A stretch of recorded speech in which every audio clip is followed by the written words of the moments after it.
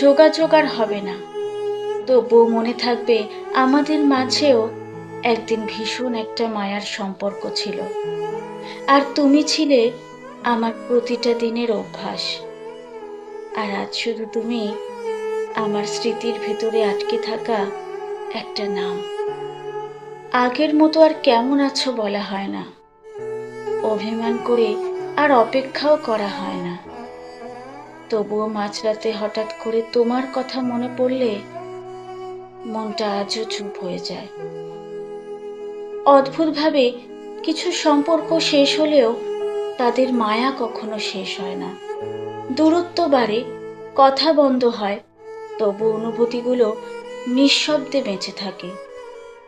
হয়তো আমরা আর কখনোই এক হব না, তবুও জীবনভর মনে থাকবে কেউ একজন ছিল যার সাথে অদ্ভুত সুন্দর একটা মায়ার সম্পর্ক ছিল।